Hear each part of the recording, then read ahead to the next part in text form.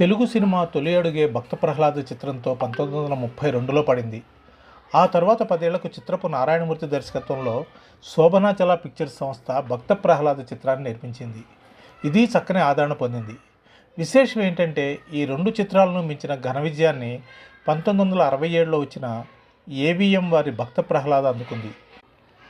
SV Rangarao, Anjali Devi, Rojaramani, Mangalampalli Balamurali Krishna, Harnath నటించిన ఈ cinema అప్పట్లో పెద్ద మ్యూజికల్ హిట్. ఇక తాజాగా భక్త ప్రహ్లాద కథతోనే వచ్చిన సినిమా మహావతార్ నరసింహ.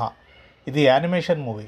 దాంతో గతంలో వచ్చినటువంటి భక్త ప్రహ్లాద చిత్రాలతో దీనిని పోల్చలేం. అత్యాధునిక సాంకేతికతతో అశ్విని కుమార్ రూపొందించిన ఈ సినిమాకు జాతీయ స్థాయిలో సినిమా అభిమానులు జేజేలు పలుకుతున్నారు. మొదటి 10 రోజుల్లోనే ఈ సినిమా ఏకంగా 105 కోట్ల రూపాయల గ్రాస్ను వసూలు చేసింది.